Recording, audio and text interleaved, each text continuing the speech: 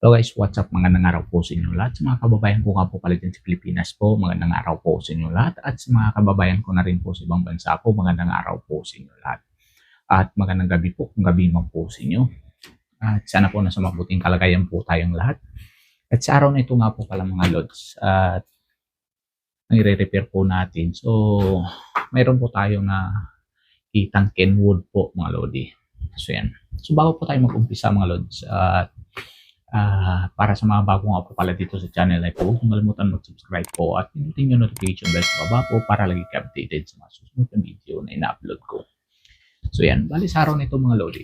Ito nga po pala ang Kenwood po. Kenwood. So yan, Kenwood. Ayan, and ang model niyo po mga lodi. Alright, so okay, hanapin ko lang po mga lods, yung kanyang model. So yan, yung model niya CHP50 po mga lodi. So yan. Bali, ilapit ko lang po sa camera mga lods. Alright, so yan.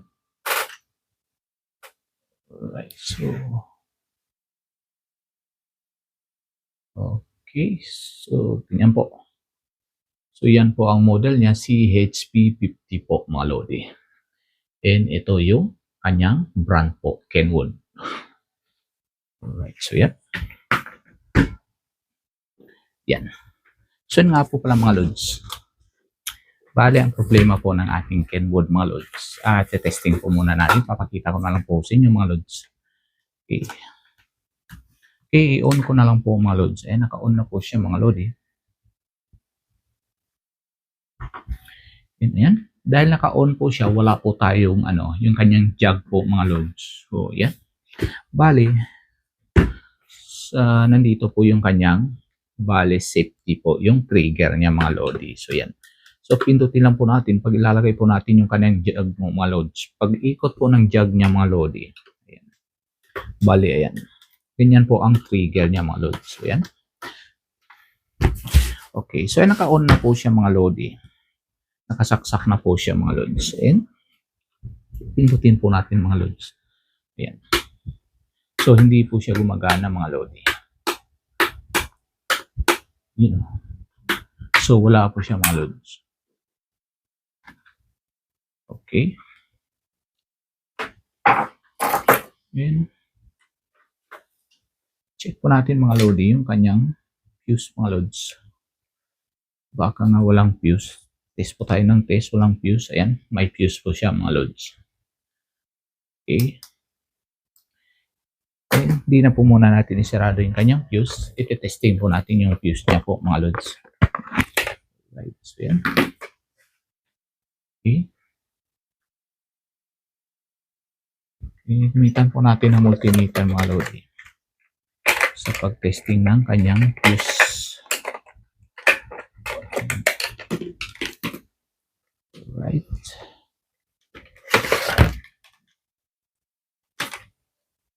So yan mga lods. So nakaset po tayo sa 10 times mga lods. Okay, test ko lang. So yan. Pumapalo naman po yung ating multimeter mga lods. So yan. Ibig sabihin niya mga lodi, goods po siya. Ang fuse po natin mga lodi. So yan. Yan ngayon mga lods. Bubuksan na po natin mga lodi. Okay, tanggalin na lang po natin yung apat na rubber niya mga lods. So itong rubber niya mga yan. So ginamit ko po, okay. Sabihin nagamit ko po yung aking dot po lods. Yan. So yan po, yung apat na screw niya mga lodi.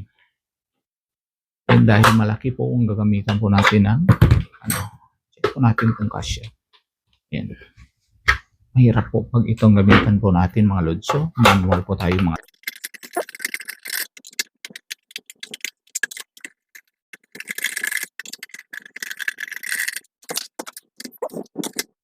Ibig sabihin mga lods, may isa po siyang special na screw po mga lodi. Yan mga lods. So, ayan. Kung napansin nyo mga lods, hindi ko na po pinakita sa inyo yung pagtanggal ko po sa isang screw po mga lodi. Then may apat po na screw mga lodi, apat yung paa niya. So yung isang screw po mga lods, brutal po ang ginawa kong pagtanggal mga lods. Ayan. Ito, kung nakikita nyo mga lodi, yan. Ito po yung basura niya mga lods. So yan. At ito pa po, naiwan yung kanyang ano, kaya hindi ko na po pinakita sa inyo yung pagtanggal ko po dito mga lodi. So yan. And, okay. So tatanggalin na po natin mga lodi para mahanap na po natin ang problema nito mga lods. Okay.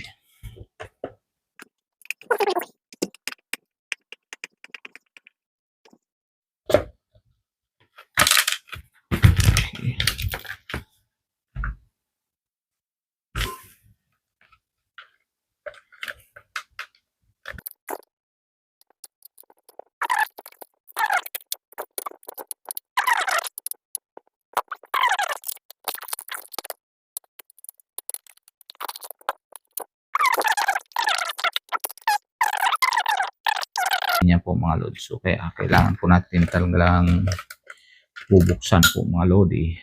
So yan. Kaya pinilit ko na lang po mga lods. So yan. Tanggalan po natin yung switch.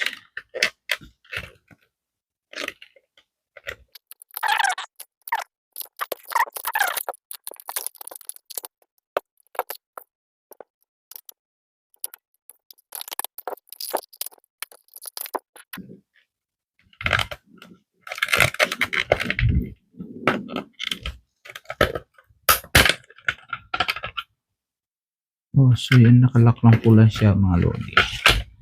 Alright, so yan. So dahil ito pala dapat pindutin na lang po natin mga lods. So yan, nakasabit lang po pala siya na kaganyan. Oh, yan. Okay, so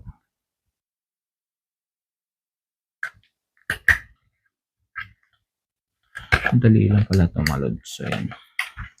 So dahil first time ko po nagbukas nito mga lods, so medyo nahirapan po lodi.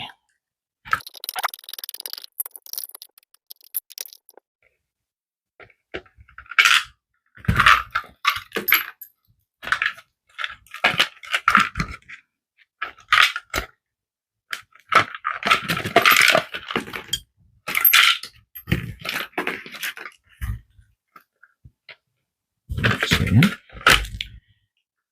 And ito, meron din po itong cover mga lods. Kailangan po natin tanggalin yung cover niya.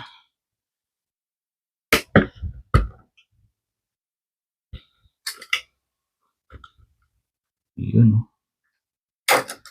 So yan. Ibig sabihin may nut pala ito mga lodi. Okay.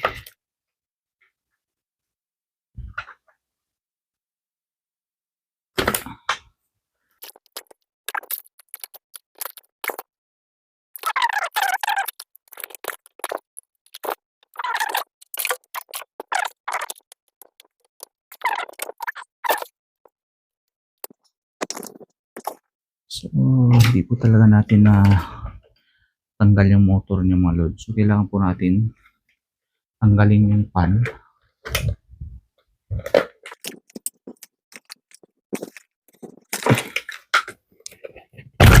Alright, so yan.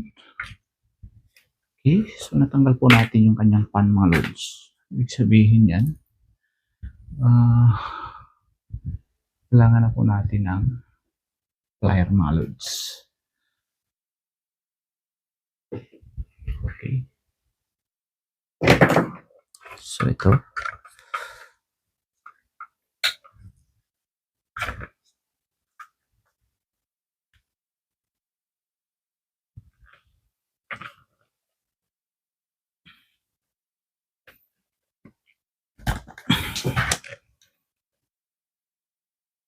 Ayun.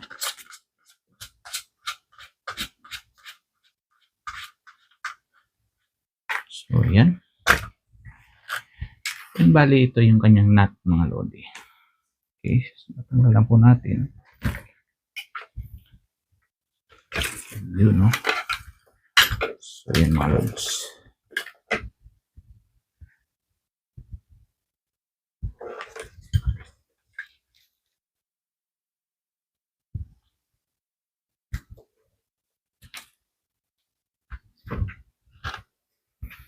So, yan. Okay. So, bale ang problema niya mga lods, bakit po siya hindi gumagana mga lods. So, kung napapansin niyo po, subukan ko lang po i-on yung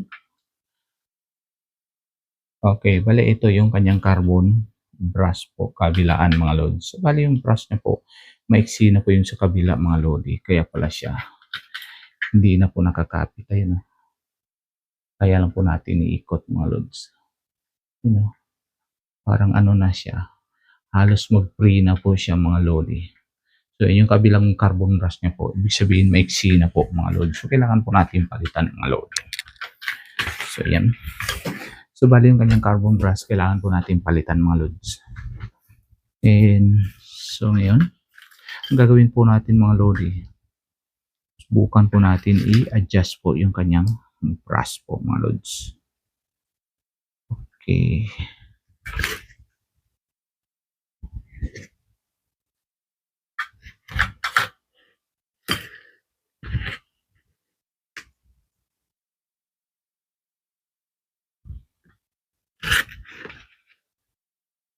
So, dahil wala po tayong nakahandang brush mga lods, so ganito na lang ang gagawin natin mga lodi. I-adjust na lang po natin yung brush po. Dahil yung brush niya po, may spring po yan mga lods. So,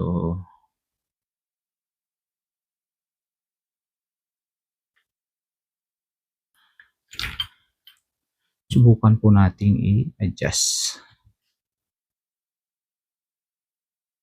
Okay. Bali, ang lock mga lods, tulak lang po natin, tulak lang po natin ng konti. Yun, pwede na po natin hilain yung kanyang lock. Yun, So, ayan mga lods. So, bali yung brush niya mga lods, bali umabot na po doon sa kanyang limit po mga lods. Okay, papakita ko po sa inyo mga lodi. Okay, off ko lang po yung ilaw. So, yung brush niya po mga lods, may marka na yung mga lods. Ayan yung marka niya mga lods. So, ayan, ibig sabihin umabot na po siya sa marka mga lodi. Okay. So, ngayon, ang gagawin po natin mga lods, hihilain lang po natin para lalakas po yung kanyang spring mga lodi. Okay, yan. So, dahil nahila na po natin yung spring, saka po natin ibalik siya mga lods. Okay, ibalik na po natin siya.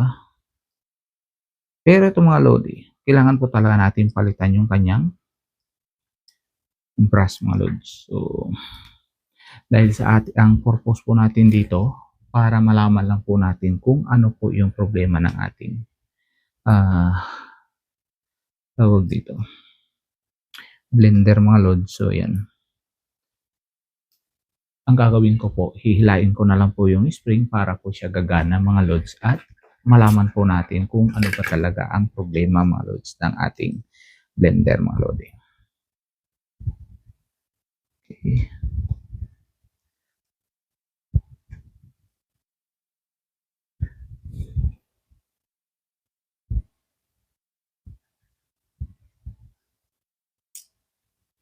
Yun.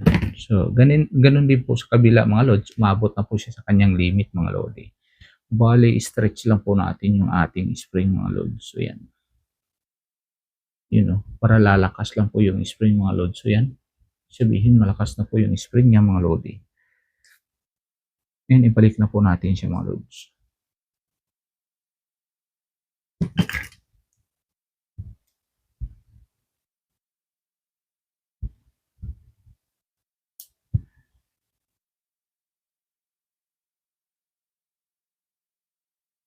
Alright, so yan mga lods. Dahil na-stretch na po natin yung kanyang spring, and subukan po natin ibalik mga lodi. Yan.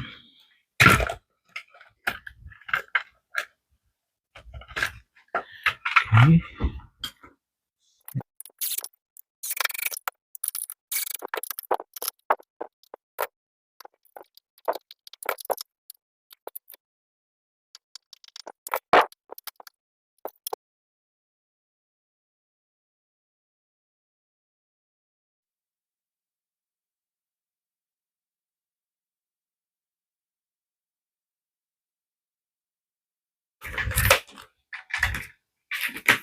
Alright, so yun mga lods, bali itetest na po natin mga lods, hindi na po natin isagad itong kanyang pan mga lods. So yan.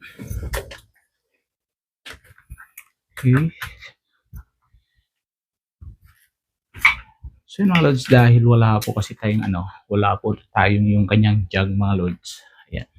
So ito na lang po, nandito po yung kanyang lock mo mga lods. So bali yung safety switch niya po mga lods. So yan. Okay. Sorry, naka-0 po siya mga lods. So set na po natin sa 1. Yun oh.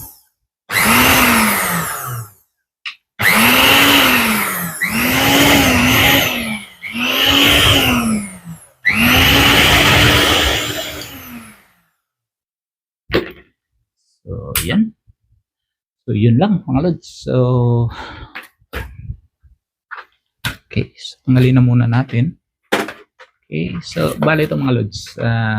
Hindi naman po ito ginagamit mga lods. So, bali kinuha ko na lang po ito mga lodi para gawin ko na lang ng content mga lods. At kung sa amin po ito mga lods, sa amin, sa factory po mga lods, tinatapon na po ito mga lodi. So, hindi po ibig sabihin na kaya po mga lods, o kahit mayaman po yung may-ari mga lods, hindi po ibig sabihin na ganun mga lodi. Dahil kung bibili pa po kami ng ng carbon brass, so yung tibay niya mga lods, hindi na po ganun kagaya ng bago mga lods. So, bale sa trabaho po mga lods, hindi na po natin masisiguro yung long run po mga lods. Dahil ginagamit po namin to sa araw-araw mga lodi. So, kaya instead na i-repair po namin sa mga ganitong klase mga lods, tinatapon na lang mga lodi. So, yan. So, bago nga po pala ako magpaalam mga lods, at para sa mga bago nga po pala dito sa channel na ito, huwag niyong kalimutan mag-subscribe po at pindutin yung notification bell po para lagi ka updated sa mga susunod na video na ina-upload ko. Paki-share na rin po mga lods at like na rin po mga lodi. So, yan. Hanggang sa muli po. Maraming salamat. Stay safe, stay creative. God bless you all. Bye-bye.